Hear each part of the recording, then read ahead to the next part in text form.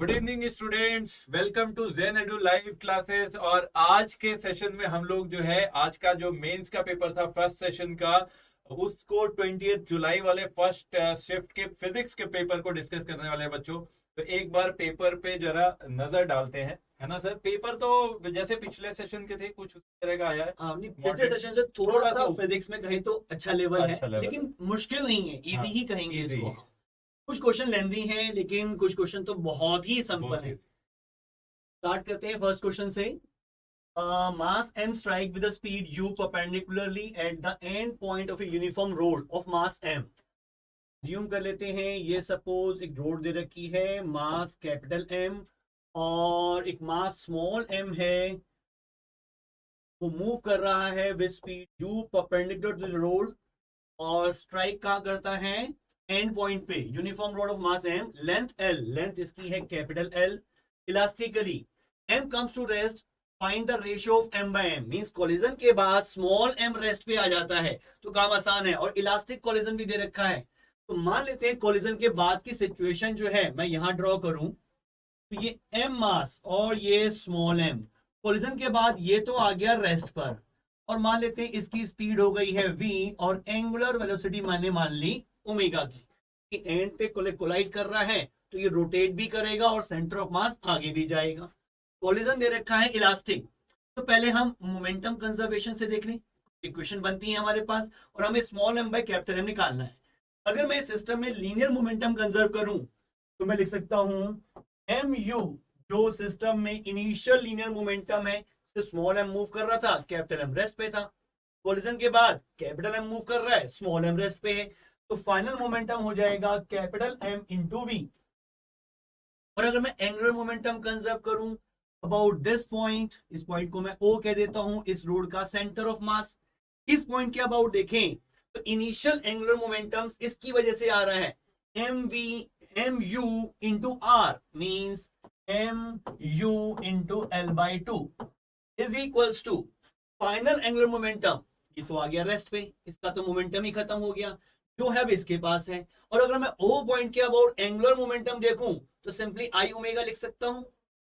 आई आई का मतलब हो गया एम एल स्क्वायर बाय 12, इस एक्सिस के अबाउट मोमेंट ऑफ इनर्शिया इस रोड का, इनटू ओमेगा। ठीक, एक एल में कैंसिल कर सकता हूं, 2 कैंसिल कर सकता हूं, 6 आ जाएगा। क्लियर। अब एक इक्वेशन और बनेगी क्योंकि हमें दे रखा है elastic collision. Elastic collision means velocity of approach और वेलोसिटी ऑफ सेपरेशन सेम होना चाहिए, क्योंकि कोएफिशिएंट ऑफ रेस्टिट्यूशन 1 होगा। तो सिंपली देखें, वेलोसिटी ऑफ अप्रोच इस पॉइंट पे देखें तो u की है, और वेलोसिटी ऑफ सेपरेशन, सेपरेशन के बाद ये पॉइंट किस स्पीड से जा रहा होगा, सेंटर ऑफ मास की स्पीड मिलेगी v, और रोटेशन की वजह से मिलेगी इसको इसी डायरेक्शन में l बाई टू ओमेगा। तो नेट स्पीड आ जाएगी v plus L by two omega, v plus L by two omega. ठीक, इनको यूज करके हमें निकालना है small m by capital M। देखो, small m by capital M निकाल सकते हैं अगर v को मैं u की फॉर्म में लिख सकूं, v को u की फॉर्म में लिख सकता हूं। अगर ओमेगा निकल जाए u की फॉर्म में तो ओमेगा तो निकल सकता है u की फॉर्म में। तो सेकंड इक्वेशन से मैं ओमेगा कैलकुलेट करता हूं इन टर्म्स ऑफ u। तो देखें, या डायरेक्टली ओमेगा एल ही कैलकुलेट कर लूं, क्योंकि यहां तो ओमेगा एल डायरेक्टली पुट कर रहे हैं। ओमेगा एल बाय टू यही निकाल लेते हैं, यहां रखते हैं हम ओमेगा एल बाय टू। यहां पे ऑलरेडी है स्मॉल m इंटू यू, और omega omega L by to यहां से रखेंगे, यहां रखेंगे, बाकी उधर ले जाएं तो कैपिटल M नीचे जाएगा और यहां से 3 ऊपर जाएगा। यानी कि ओमेगा एल बाई टू की वैल्यू मैं यहां सब्स्टिट्यूट करूं तो मुझे मिलेगा v plus 3mu by capital M। v की वैल्यू मुझे मिल जाएगी u minus 3mu upon capital M।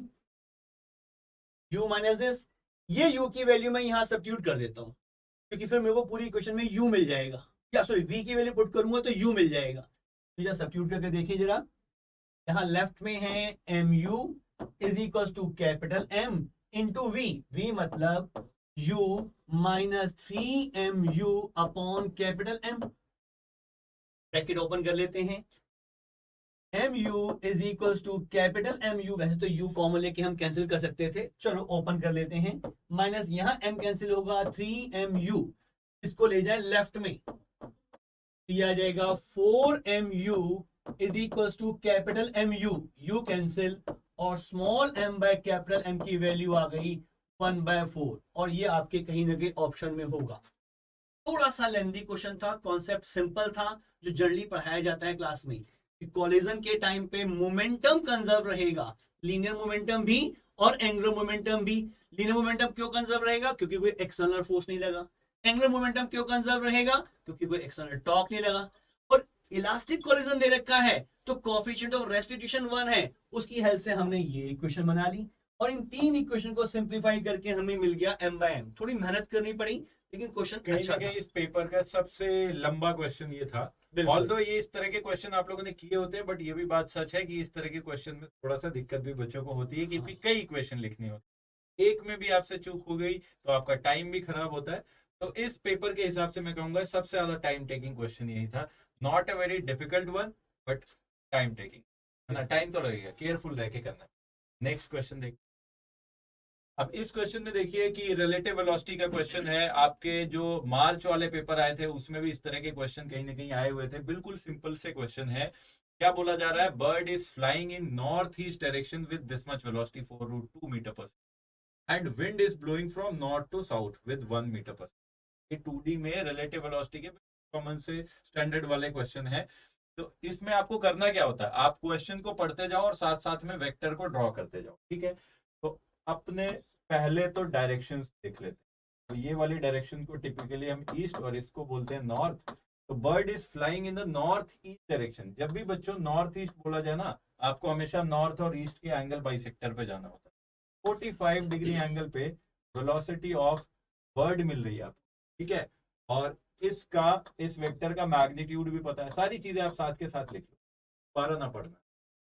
Wind is blowing from north to south, तो साउथ की डायरेक्शन हो गई ना वेलोसिटी ऑफ विंड की। तो वेलोसिटी ऑफ विंड इस तरह से साउथ की डायरेक्शन में वेलोसिटी ऑफ विंड ये आ गई, जिसका मैग्नीट्यूड 1 मीटर पर सेकेंड, 1 मीटर पर सेकेंड। अब आपको पूछा गया find the displacement of the bird, find the displacement of the bird.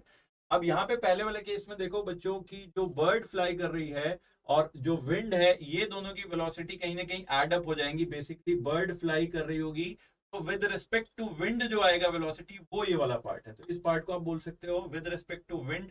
Wind नहीं होती तो इस डायरेक्शन में कोशिश कर रही है जाने की। जैसे आपके क्वेश्चन रिवर वाटर प्रॉब्लम में आते हैं कि बोला जाता है कि भाई कि अगर रिवर में कोई फ्लो नहीं है तो वेलोसिटी ऑफ द स्विमर और the boat is this much, तो उसमें आप रिलेटिव लेके चलते हो। मतलब वही क्वेश्चन जो रिवर वाला था, हाँ, उसको विंड की टर्म्स में विंड ले के लिया। टर्म्स में ले क्वेश्चन लिया, वही है। क्वेश्चन वही है। तो आपको एक्चुअल वेलोसिटी ऑफ जो बर्ड निकालनी है वो क्या करना है, इन दोनों वेक्टर्स को कहीं ना कहीं ऐड करना है। अब देखो इस वाले वेक्टर का अगर मैं कंपोनेंट ले लूं तो ईस्ट की डायरेक्शन में मेरा कंपोनेंट कितना आ जाएगा, 4√2 cos 45, cos 45 1/√2, तो ये हो जाएगा 4। आगे की डायरेक्शन में 4, और इसी वेक्टर का एक ऊपर की तरफ कंपोनेंट आ जाएगा मेरा 4 sin 45, दैट इज अगेन 4। और इसमें मुझे ऐड करना है एक नीचे की डायरेक्शन में वेक्टर, नीचे की डायरेक्शन में 1 मैग्नीट्यूड का वेक्टर ऐड कर दिया। तो अब जो रिजल्टेंट मेरा बना वो यहां से लेके यहां तक का बन गया। ये दिख रहा है, जिसका ये वाला पार्ट आ रहा है मेरा 3 और ये वाला पार्ट आ रहा है मेरा। अब आपको ये देखते 3 4 5 का ट्राइंगल भी दिख जाना चाहिए, ठीक है। हाइट पे 3, यहाँ पे 4, तो ये जो वेलोसिटी ऑफ बर्ड है एक्चुअल, ये वाले पार्ट का जो मैग्नीट्यूड बच्चों आ जाएगा वो कितना आ जाएगा आपका 5 आ जाएगा। वाले पार्ट का मैग्नीट्यूड आ गया 5। और आपको अब डिस्प्लेसमेंट ऑफ द बर्ड निकालना है। तो भाई तो ये यूनिफॉर्म वेलोसिटी से चल रही, यूनिफॉर्म वेलोसिटी से के लिए आप displacement equal to velocity into time taken लिखेंगे। अल्टीमेटली आपको मैग्नीट्यूड बताना है, तो सीधा आप कितने 3 में 5 into 3 equal to 15 metre displacement बता सकते हो। डायरेक्शन भी तो आप बता सकते थे डायरेक्शन में। तो this was also a fairly standard question. बच्चों नेक्स्ट पे चलते हैं। तो बच्चों इस क्वेश्चन में देखो क्या हो रहा है कि आपको ग्राफ बनाने को बोला गया था। आपके ऑप्शंस में जरूर ग्राफ बने होंगे। यहाँ पे एक टेंटेटिव मैंने डायग्राम बना रखा है। Let's say this is the earth and this is the moon. और आपके अर्थ के सरफेस पे एक्सेलरेशन ड्यू टू ग्रेविटी, यहाँ पे एक्सेलरेशन ड्यू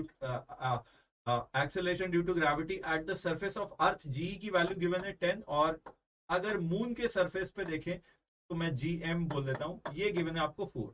और यहाँ पे ओरिजिन मानते हुए ना इधर की डायरेक्शन में सरफेस टू सरफेस अगर हम जाएंगे तो डिस्टेंस r के साथ साथ कैसे acceleration due to gravity change होगी, इसका ग्राफ आपसे पूछा गया है।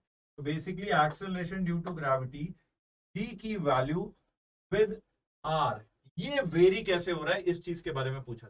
यहाँ पे ओरिजिन मान लो, तो शुरुआत कहाँ पे होगा वो हमें पता है। शुरुआत g की वैल्यू r इक्वल टू 0 पे होगी 10 से, ठीक है। और r की वैल्यू में बढ़ते जाए, ये r equal to capital R मान लो, जितनी भी डिस्टेंस इन दोनों के बीच में सरफेस टू सरफेस है, कैपिटल R पे जाओगे तब यहाँ वाले पॉइंट पे कितना एक्सेलरेशन ड्यू टू ग्रेविटी, ये भी हमें पता ही है 4, 10 से कहीं नीचे, यहाँ पे करस्पॉन्डिंग हमने 4 बना दिया। अब बीच में क्या हो रहा होगा, हमें पता है जैसे जैसे अर्थ की सरफेस से ऊपर जाते हैं एक्सेलरेशन ड्यू टू ग्रेविटी क्या होती जाती है, कम होती जाती है, ठीक, वो कम होती जाएगी। लेकिन यहाँ पे ऐसा नहीं है कि हम सिर्फ अर्थ को कंसीडर कर रहे हैं। आप अगर वो फॉर्मूला लगा दोगे गलती से कि G/1 प्लस H/R का होल स्क्वायर, तो एक गड़बड़ हो जाएगी कि आप सिर्फ अर्थ को कंसीडर कर रहे हो, जबकि यहाँ पे सिचुएशन में मून भी है। तो आपको देखना होगा सरफेस से जैसे जाओगे, ऑफ कोर्स इसके पास में इसी का ज्यादा इफेक्ट होगा, तो कम एक्सेलरेशन ड्यू टू ग्रेविटी होने लग जाएगी। बट यहाँ कहीं बीच में एक ऐसी जगह आएगी जहां पे अगर हम ग्रेविटेशनल फील्ड की बात करें या एक्सेलरेशन ड्यू टू ग्रेविटी की बात करें, इस मून की वजह से जितनी होगी, अर्थ की वजह से जितनी होगी, एग्जैक्टली उतनी ही इस मून की वजह से। तो दोनों एक दूसरे को क्या करेंगे, कैंसिल करेंगे। ऐसा न्यूट्रल पॉइंट आना ही आना है। तो एक ना एक जगह कहीं पे ये न्यूट्रल पॉइंट आएगा, मतलब 10 से घटते घटते हमें कहीं 0 पे भी लेके जाना है, और फिर उसके बाद इधर बढ़ना चालू होगा, डायरेक्शन दूसरी हो, ठीक है हमें। लेकिन यहाँ पे मैग्नीट्यूड वाले पार्ट का ही ग्राफ बनाना था, आप फिर बढ़ाने लग जाओ और यहाँ इस तरह का कोई ग्राफ होगा क्वेश्चन में बच्चों, जो आपको बनाना था, करना था। अगर ग्राफ में पॉजिटिव नेगेटिव दिखा रखा है, हाँ, तो फिर आप डायरेक्शन भी इसको इंक्लूड कर सकते हो, डायरेक्शन भी कर सकते हो। तो उस केस में ग्राफ जो है फिर वो ये ऐसे जाके ऊपर जाने की बजाय नीचे चला जाएगा। अब वो ऑप्शन कैसे है उसके अकॉर्डिंग, नेगेटिव भी कंसीडर कर रखा है या नहीं, क्योंकि डायरेक्शन तो चेंज होगी। बिल्कुल, ये ऑप्शन आप लोगों के पास था, आपको ही दिखा हो, हमको सिर्फ A charge capital Q is divided into small q and capital Q minus small q. Find a relation between small q and capital Q such that the repulsion force between them is maximum. बहुत ही standard question है, बहुत बार exam में भी आ चुका है, शायद पिछले JEE main के जो पहले सेशंस हुए थे उसमें भी आया था। और मतलब ये हर मतलब जगह जहां भी आप पढ़ेंगे वहां करवाया गया होगा, जहां भी आपने पढ़ा वहां ऐसा क्वेश्चन जरूर करवाया गया होगा। एक बेसिक मैक्सिमम मिनिमा की कंडीशन कि दो नंबर्स दे रखे हैं ए और बी, और उनका सम एक कांस्टेंट है, तो वो नंबर्स क्या हो कि उनका प्रोडक्ट मैक्सिमम आ जाए। तो ऐसी कंडीशन के लिए आंसर आता था कि ए इक्वल टू बी होना चाहिए। ये बेसिक रिजल्ट मैक्सिमम मिनिमा का स्टार्टिंग में कराया जाता है, जब भी हम मैथमेटिकल टूल्स पढ़ते हैं तब भी बताया जाता है। तीन चीज यहाँ लग रही है, क्योंकि अगर कैपिटल क्यू चार्ज को दो पार्ट में डिवाइड किया गया है और हमें निकालना है कि उनमें जो रिपल्सिव फोर्स होगा वो मैक्सिमम हो, तो रिपल्सिव फोर्स की अगर मैं वैल्यू देखूं तो आएगी k means 1/4 pi epsilon not, मैं k लिख रहा हूं, कांस्टेंट है, small q into capital Q minus small q upon r square. अब ये पार्ट तो है कांस्टेंट, वेरिएबल है ये, और देखा जाए तो इनके प्रोडक्ट f मैक्सिमम कब होगा, जब इनका प्रोडक्ट मैक्सिमम होगा।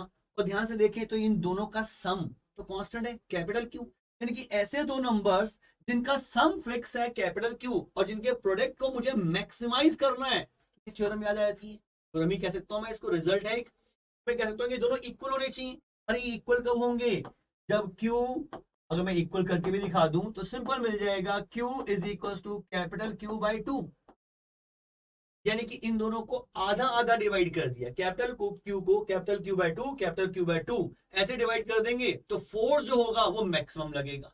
अब फोर्स जो लगेगा वो रिपल्सिव लगेगा, क्योंकि दोनों सेम नेचर के चार्ज हैं, ठीक। तो उसने पूछा रिपल्सिव फोर्स मैक्सिमम कब होगा, सिंपल आंसर आना चाहिए Q is equal to capital Q by 2। और बेसिक सा क्वेश्चन, ठीक। नेक्स्ट देखते हैं बेटा। देखिए बच्चों, इस क्वेश्चन में क्या है ना कि यहाँ पे स्ट्रिंग देख के आप लोग कंफ्यूज ना हो जाना। स्ट्रिंग वाली टेंशन की बात नहीं करी जा रही है, इलास्टिक स्ट्रिंग की बात करी है। तो आपको इलास्टिक स्ट्रिंग और स्प्रिंग कहीं ना कहीं एक जैसे काम करती हैं, बस एक फर्क होता है, स्प्रिंग को आप दबा दोगे, कंप्रेस कर दोगे, तब भी उसके अंदर से कुछ टेंशन तो आ रही होगी। बट स्ट्रिंग को आप जो है इस तरह से दबा नहीं सकते, खींच सकते हो, वो इलोंगेट कर सकते हो। इलोंगेट करोगे तो वो भी एक स्प्रिंग के जैसे ही बिहेव करेगी। तो यहाँ पे भी टेंशन अगर है तो इससे हमें ये भी पता लग गया कि इलोंगेशन है। ठीक है, तो मान लेते हैं इसकी नेचुरल लेंथ लेट से L नॉट है। ठीक है, इससे ज्यादा होगी तो टेंशन होगी, और इससे कम लेंथ अगर रखोगे तो ऑफकोर्स वो स्लैक कंडीशन में स्ट्रिंग है।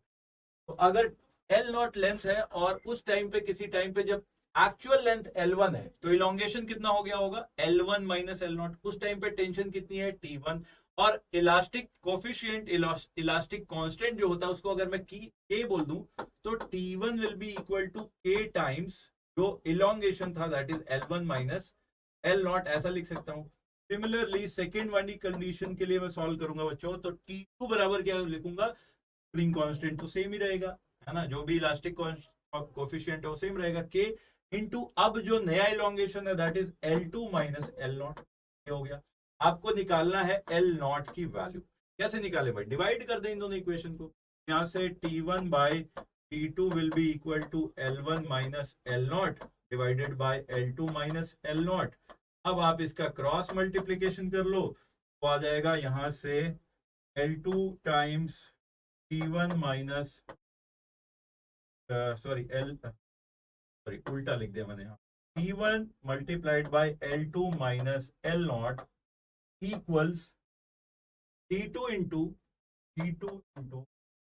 L1 माइनस L नॉट वाले टर्म्स को एक साइड लेके जाना है तो इसको इधर लेके आ जाओ आप। तो क्या बन जाएगा, T2 minus T1 into L naught equal to T2 L1 और यहाँ पे आ जाएगा minus of T1 L2। L naught की वैल्यू आ गई T2 L1 minus T1 L2 bye T2 minus. इस तरह का कोई ऑप्शन बच्चों रहा होगा जो इसका करेक्ट आंसर। ठीक है, नेक्स्ट प्रॉब्लम पे बच्चों चलते हैं फिर से। नेक्स्ट प्रॉब्लम देखते हैं, ये जो है आपका ये प्रॉब्लम भी एग्जैक्टली मार्च वाले अटेम्प्ट में दो क्वेश्चन एटलीस्ट इसके आए थे। मार्च में जितने भी हुए थे पेपर, कम से कम 2 सेट में यही सेम साइमल्टेनियस रिएक्शन वाले क्वेश्चन आए थे। फिर से आ गया डायरेक्ट रिजल्ट, बच्चों को याद रहना चाहिए। इसमें क्या हो रहा है, पैरेलल तरह से रिएक्शन हो रही है। मान लो हमारे पास एक कोई रेडियो एक्टिव एलिमेंट है A, वो दो अलग अलग रास्तों से, दो अलग अलग पाथ से B और C में टूट रहा है, और C में इस तरह से टूट, A से B में जब टूट रहा है तो उसका टाइम कांस्टेंट जो है τ1 वो हमें गिवन है लेट से 400, और यहाँ पे दूसरे वाले में हमें τ2 की वैल्यू गिवन है 700। तो A के सिर्फ डिके होने का, इस फॉर्म में बन रहा उसका नहीं, सिर्फ A के डिके होने का इफेक्टिव टाइम कांस्टेंट जो निकालना, हाफ लाइफ अगर हमें निकालनी होगी तो उसके लिए बच्चों एक रिजल्ट होता है स्टैंडर्ड, वो सबको आपको याद होना चाहिए, 1 by T equivalent equal to 1 by τ1 plus 1 by τ2।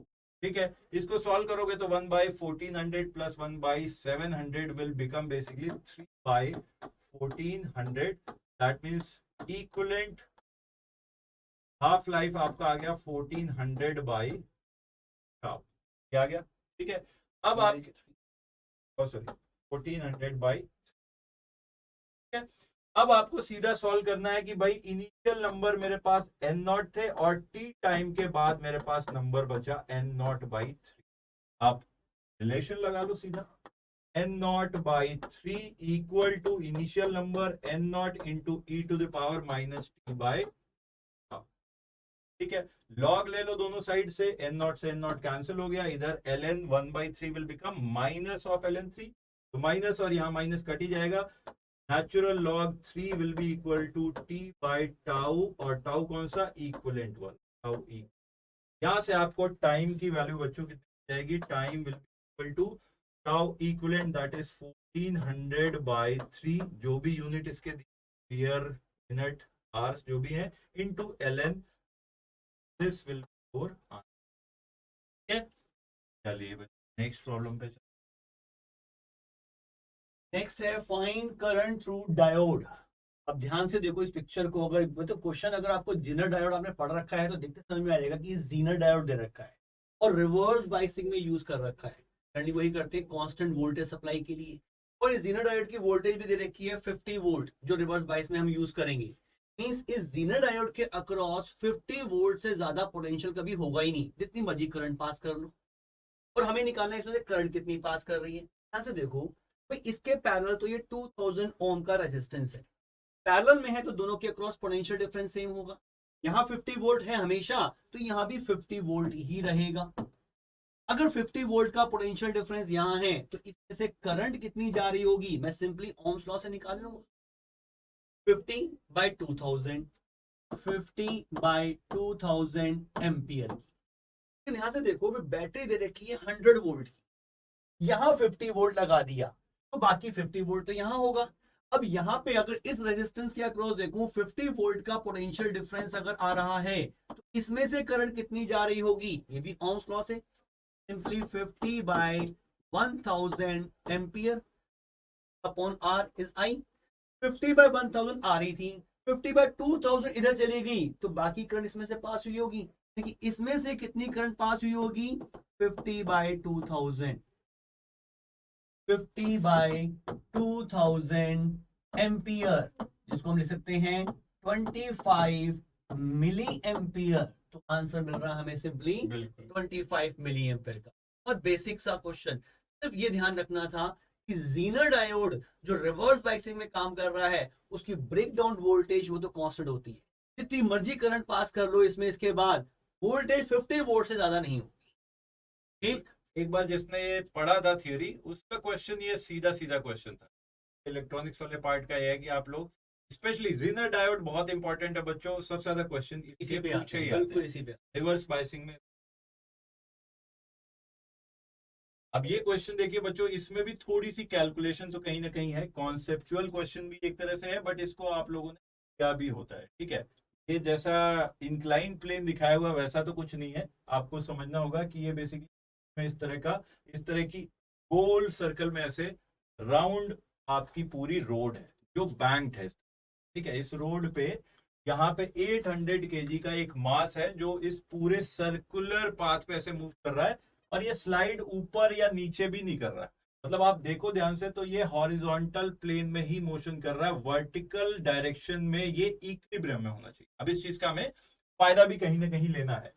तो अब देखो कि क्या हो रखा है कि एक तो उस टाइम पे ये मैक्सिमम पॉसिबल स्पीड पे मूव कर रहा हुआ है without any slipping. Maximum possible speed मतलब ऐसा नहीं है कि इससे ज्यादा स्पीड हो सकती है ना, विदाउट, कहीं ना कहीं क्वेश्चन में होगा, हमको जितना है उतना हम क्लैरिफाई करते जाएंगे। ये विदाउट स्लिपिंग वाली कंडीशन की बात हो रहा है, स्लिप नहीं हो रहा है, स्लिपिंग नहीं हो रही उस कंडीशन में जो मैक्सिमम पॉसिबल, कोई स्लिपिंग नहीं। अब देखो अगर इसका फ्री बॉडी डायग्राम बच्चों बनाए, mg फोर्स तो डाउनवर्ड, यहाँ पे बहुत बच्चे मुझसे कहते हैं कि सर हमेशा तो हम mg sine theta mg cos theta करते रहते हैं, इधर mg क्यों दे रहे हो? क्योंकि अल्टीमेटली मुझे अब वर्टिकल डायरेक्शन और हॉरिजॉन्टल डायरेक्शन में अलोंग द प्लेन मुझे कुछ सॉल्व नहीं करना है, वर्टिकल एंड हॉरिजॉन्टल डायरेक्शन में मुझे सॉल्व करना है। तो वर्टिकल फोर्स है तो वर्टिकली बनाओ ना, उसके कंपोनेंट क्यों लेना है, mg से चालू करें। mg इधर की तरफ नॉर्मल रिएक्शन लग रहा है जो कि वर्टिकल के साथ कितने एंगल से होगा, 30, वर्टिकल से प्लेन 30 होगा, तो नॉर्मल से जो नॉर्मल का डायरेक्शन वर्टिकल डायरेक्शन से हॉरिजॉन्टल एंड प्लेन के बीच में 30, वर्टिकल एंड नॉर्मल के बीच में ये एंगल आ गया नॉर्मल का। अच्छा, इस टाइम पे मैक्सिमम स्पीड है तो फ्रिक्शन की डायरेक्शन सोचो, तो आप बहुत तेज चला रहे होगे तो किधर की तरफ स्लिप करोगे, बाहर की तरफ करोगे।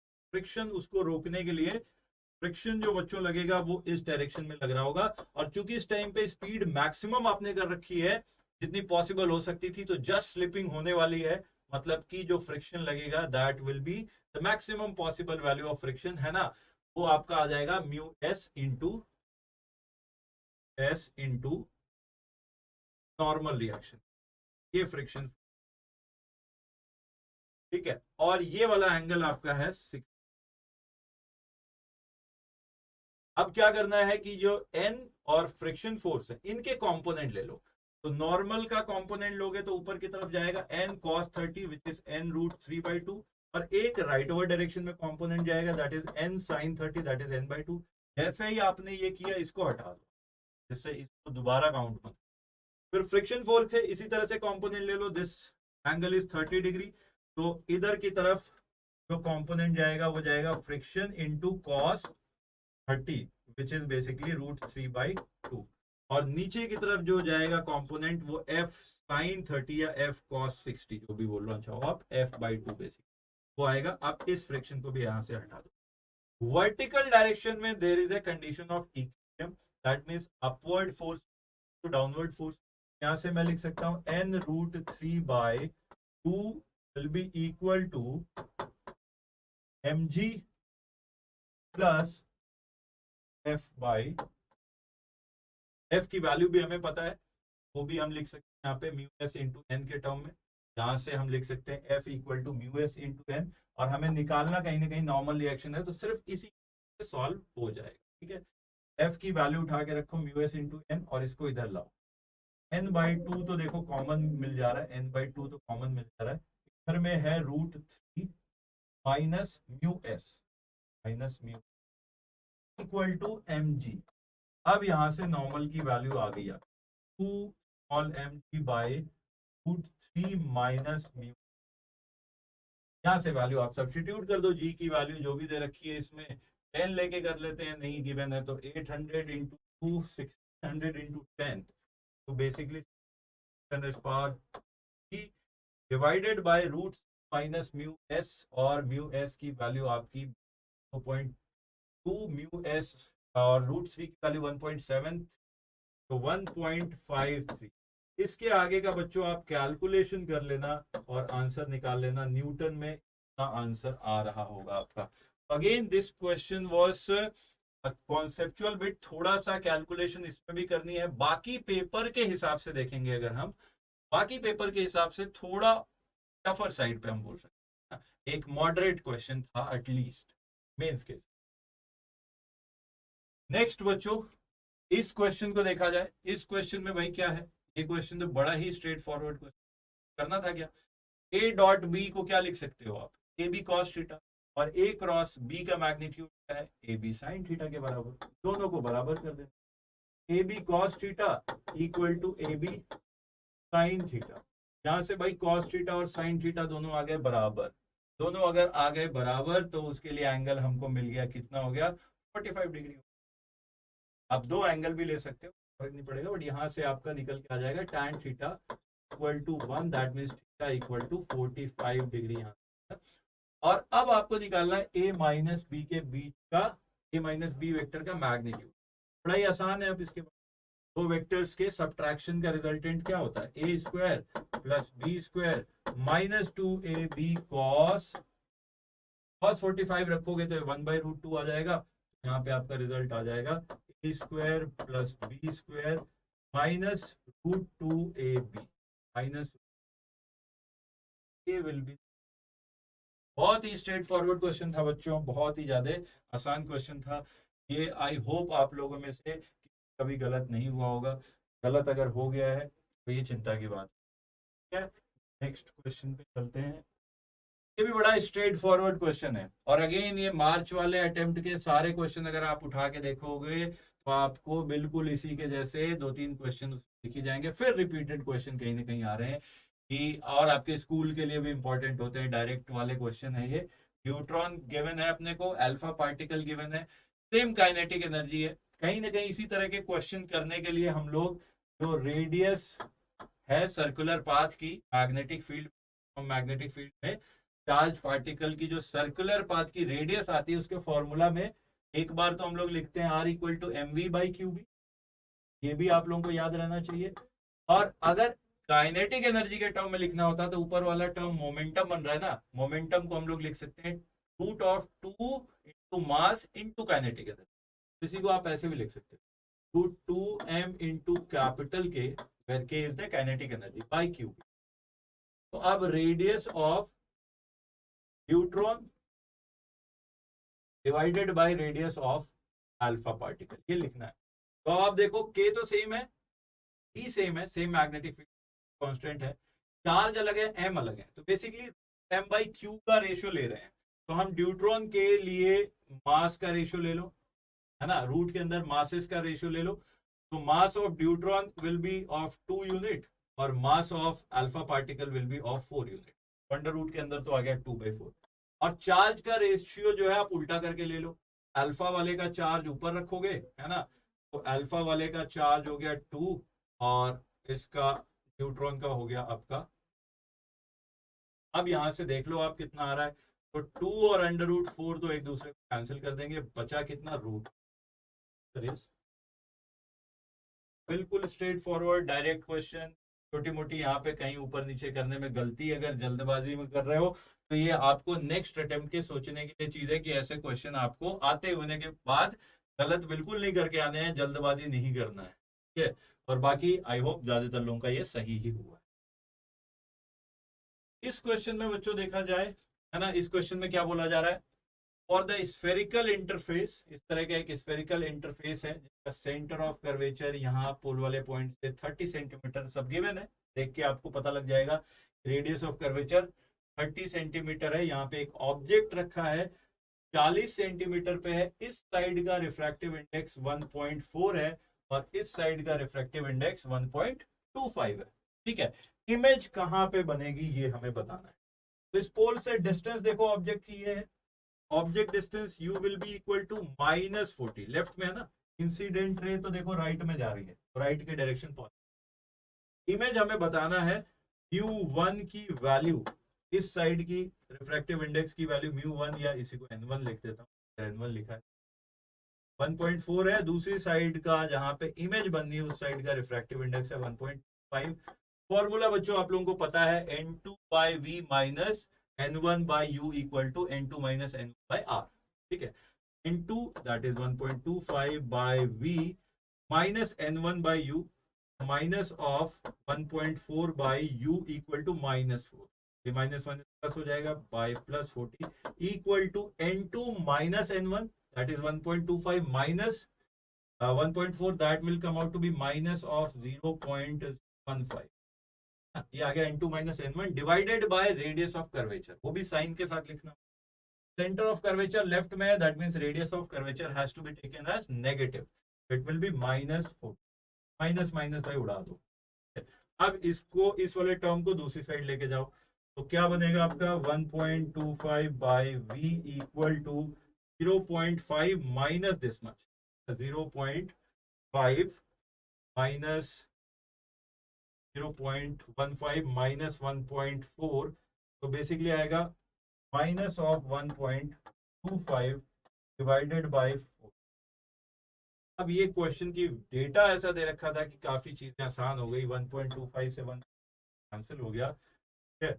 और यहाँ से v की वैल्यू तो निकल के v equal to minus, option में कोई भी दिखा -40, यहाँ पे एक बार चेक कर लेते हैं बच्चों कहाँ पे गलती हो है, n2/v minus n1/u minus n1/u, okay, radius of curvature में गलती हुई, तो यहाँ पे there is a slight correction, radius of curvature is actually 30, हम लोगों ने यहाँ पे 40 रख दिया है, यहाँ पे ये पार्ट आएगा 30। अब आगे की फर्दर कैलकुलेशन जरा सुधार देते हैं भाई, मैंने कहा बड़ा ही सिंपल हो गया, कुछ तो करना बनता था, देना बनता इसका। अब इस वाले पार्ट को देखो, तो 0.15/30 0.15/30 माइनस दिस टर्म, तो 30 40 का ऐसा कर लेते हैं 120 आ गया एलसीएम, तो 30 इंटू 4, ये 0.15 इंटू 4 आ जाएगा 0.6 माइनस, इसमें आ जाएगा मल्टीप्लाइड बाई 3, तो 1.4 into 3 is 4.2 minus 4.2।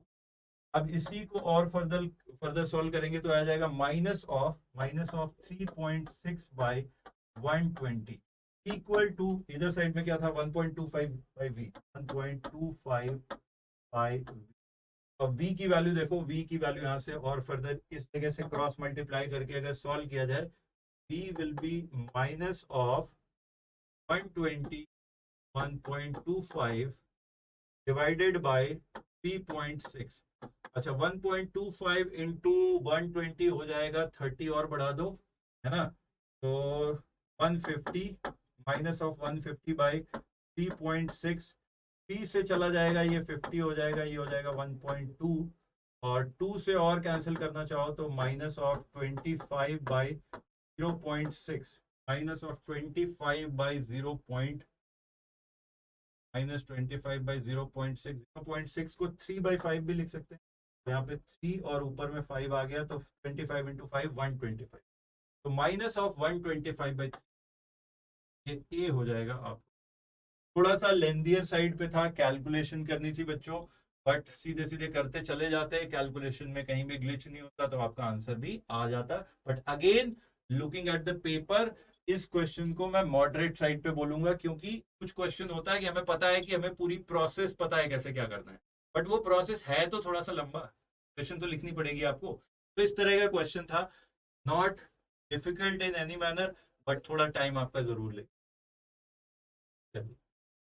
Next question पे बच्चों आते हैं। 4 moles of a diatomic gas is heated from 0 degree Celsius to 50 degree Celsius, find the heat supplied to the gas if work done by it is 0। आपको पहले ही बोल दिया कि work done is 0, और पूछा गया हीट सप्लाइड। भाई ये सेकेंड लॉ ऑफ थर्मोडायनेमिक्स क्या कहता है आपका, supplied will be equal to work done by gas plus change in internal energy. If this is 0, basically मुझे ये निकालने के लिए ये नहीं, और delta U is a state function, या internal energy itself is a state function. Change in internal energy will also depend upon the initial and final temperature. Delta U का डायरेक्ट फॉर्मूला हमें पता है बच्चों, कितना है, डेल्टा यू अब delta Q के बराबर हो जाएगा, और उसकी वैल्यू क्या लिख सकते हैं, n TV delta T. Number of moles कितने हैं, 4 हैं। टीवी कितना हो जाता है बच्चों डायटोमिक गैस के लिए, मोनोटोमिक के लिए 3r/2, डायटोमिक के लिए 5r/2, तो this will be 5r/2 into delta T. Delta T कितना होगा, 50 माइनस 0। सर क्या केल्विन में नहीं करेंगे, अरे डिफरेंस पे फर्क नहीं पड़ता बच्चों, डिफरेंस केल्विन में करो या डिग्री सेल्सियस में सेम ही रहता, तो 50 माइनस 0 इज बेसिकली 50, है ना। अब इसको आप सॉल्व कर लो, यहाँ से 2 आ गया तो 2 5 10, 10 इंटू 50 500, तो ये आंसर आ गया 500R। तो B is the correct option, है ना। नेक्स्ट क्वेश्चन ये वाला देखते हैं। ये क्वेश्चन भी बहुत straight forward question, current electricity का बिल्कुल सीधा सीधा करने वाला क्वेश्चन है। अब आप इस क्वेश्चन में इस ब्रांच में करंट निकालना चाहते हैं, तरीके आपके पास बहुत हैं। इन दोनों बैटरीज का इक्विवेलेंट बैटरी बना लो, है ना, किरचॉफ लॉ की इक्वेशन लिख लो, या जैसे मन तैसे कर दो, है ना, बहुत तरीके हो सकते हैं, एक कोई भी देख लेते हैं। ऐसा करते हैं, ये तीनों सारे कंडक्टर पे हैं, तो इन तीनों का पोटेंशियल हम कुछ भी मान सकते हैं। कम पोटेंशियल मैंने मान लिया 0, इस वाली जगह का पोटेंशियल मैंने मान लिया लेट से बी। कैसे कर, या छोड़ो ना, इन सब चीजों को छोड़ो, बिल्कुल बेसिक्स पे आ जाओ। ये सब में भी आप सब लोगों ने किया है कि नहीं किया है, विल डिपेंड अपॉन दैट।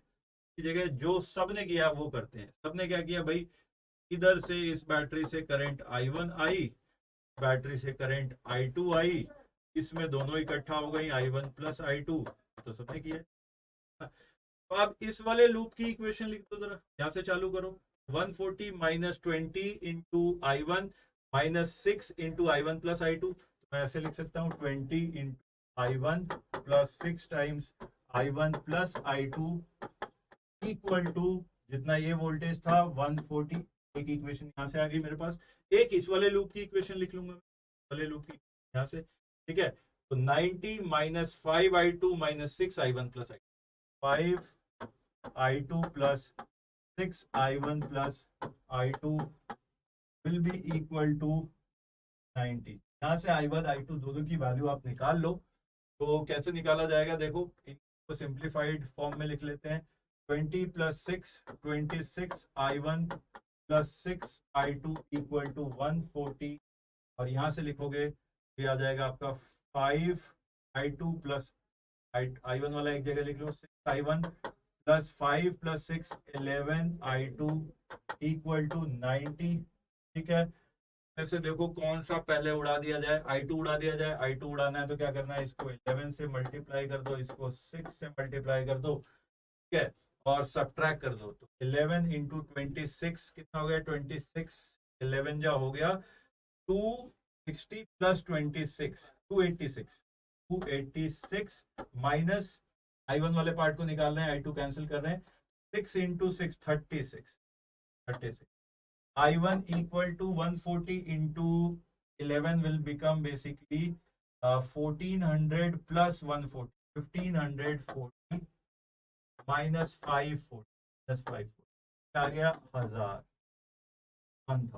और इधर साइड में कितना आया 286 माइनस 36, तो ये आ गया 250, क्या गया इतना पार्ट 250 I1 equal to 1000, तो I1 will be 1000 by 250 that is actually equal to 4 ampere. I1 की वैल्यू 4 एम्पियर आ गई। अब किसी एक में सब्स्टिट्यूट कर दो I1 की वैल्यू, तो 26 इंटू 4 104 और यहाँ पे 140 है।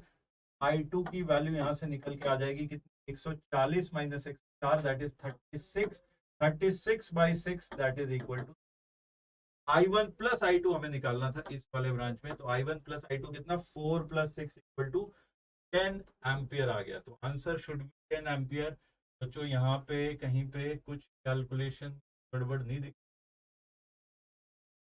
बट ऑप्शन तो यहाँ पे देखिए 7 18 तरह के ही हैं, 7 8 25 30। एक बार इस तरीके से अब कैलकुलेशन दोबारा चेक करने का तो कोई मन नहीं कर रहा है, एक बार और किसी देख लिया जाएगा।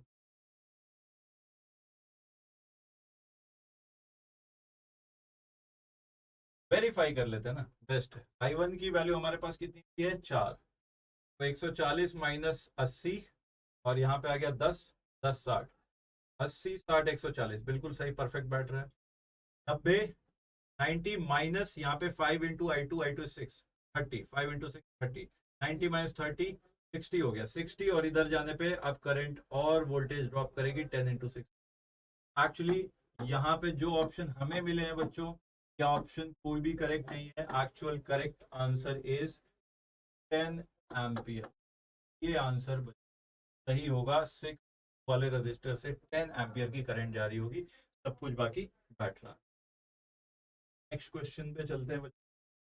इस वाले क्वेश्चन में देखो, ये भी कहीं ना कहीं एनर्जी कंजर्वेशन और काइनेमेटिक्स थोड़ा सा मिला के बनाया हुआ है कि ग्राउंड से 2 मीटर की हाइट से इधर एक फिक्स मान लो वॉल है, वॉल से आपकी स्प्रिंग लगी है, स्प्रिंग से आपने ब्लॉक को ऐसे पुश कर रखा है, कनेक्टेड नहीं है ना, लेकिन अभी आपने इस ब्लॉक को धक्का लगा के पुश कर रखा है। कितना पुश कर रखा है, it is being pushed, spring is being stretched by 0.05 metre. इतना स्प्रिंग को आपने दबा रखा है, फिर इसके बाद छोड़ दिया, छोड़ा तो क्या होगा, ये ब्लॉक आने लग जाएगा और उस टाइम पे कांटेक्ट छूट जाएगा जब स्प्रिंग अपनी नेचुरल लेंथ की के पीछे जाएगी। स्प्रिंग कनेक्टेड तो है नहीं, तो स्प्रिंग के अंदर की सारी एनर्जी इस ब्लॉक को मिल जाएगी। तो ब्लॉक जब इस ऊपर के ग्राउंड से उछलेगा तो हॉरिजॉन्टल डायरेक्शन में let say with velocity v उछलेगा, ठीक है। तो वो वेलोसिटी कितनी होगी, तो आप कंजर्वेशन ऑफ मैकेनिकल एनर्जी निकालो। स्प्रिंग के अंदर की energy half k that is equal to 100 into x square that is 0.05 या 5 इंटू 10⁻⁻² का होल स्क्वायर। ये सारी एनर्जी अब आपको काइनेटिक एनर्जी की फॉर्म में मिल रही है। काइनेटिक एनर्जी क्या लिखोगे, हाफ इंटू मास 1 इंटू का स्क्वायर। यहाँ से देख लो, इस वाले पार्ट को आप लिख सकते हो 10 का स्क्वायर, यहाँ पे सब परफेक्ट स्क्वायर में ही बचे। वैल्यू कितनी आ जाएगी, 5 इंटू 10⁻⁻²। अंडर रूट लोगे तो सब जगह क्या आ जाएगा, 5 इंटू 10⁻⁻1 दैट मीन 0.5 मीटर पर सेकेंड। इस वेलोसिटी के साथ यहाँ से ब्लॉक जंप करेगा और ऐसे प्रोजेक्टाइल पे इस तरह से आ जाएगा। नीचे की डायरेक्शन में, सिर्फ वर्टिकल डायरेक्शन में देखो तो कितना मोशन हुआ, 2 मीटर के बराबर का, ठीक है। अब ये कहाँ पे फॉल करता है, बेसिकली ये डिस्टेंस पूछी।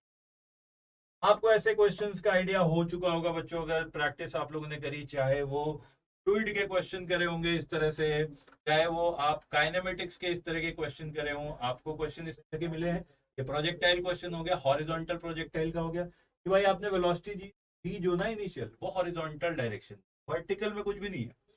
Vertically downward displacement is 2 metre, initial velocity in the vertical direction is 0, है ना, बाद में उसको वर्टिकल डायरेक्शन में वेलोसिटी मिली, इनिशियली तो 0 थी, और डिस्प्लेसमेंट 2 मीटर है। अब मैं कौन सा इक्वेशन लगाऊं, सेकेंड, डिस्प्लेसमेंट 2, डाउनवर्ड डायरेक्शन को पॉजिटिव मान, displacement 2 equal to ut part 0 हो गया, plus half acceleration due to gravity को 10 ले लेते हैं, इनटू टाइम टी का स्क्वायर। ठीक है, यहां से आपकी की वैल्यू जो आ गई 4/10 का under root, that will be basically /√10। इतना टाइम आया, और इतने टाइम तक ये पार्टिकल जो है, ये ब्लॉक जो है, हॉरिजॉन्टल डायरेक्शन में सेम वेलोसिटी से, ये आपने प्रोजेक्टाइल का सबसे मूल मंत्र है बच्चों, सीधा कितने क्वेश्चन इस पे पूछे जाते हैं, और सबसे ज्यादा इसी चीज को आप लोग भूलते रहते हो कि हॉरिजॉन्टल वेलोसिटी सेम है, तो this distance r will be equal to horizontal velocity v into time taken t।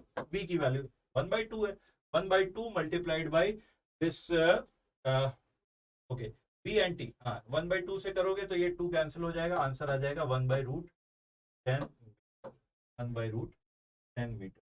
D option आपका सही आ रहा है, ऑप्शन है।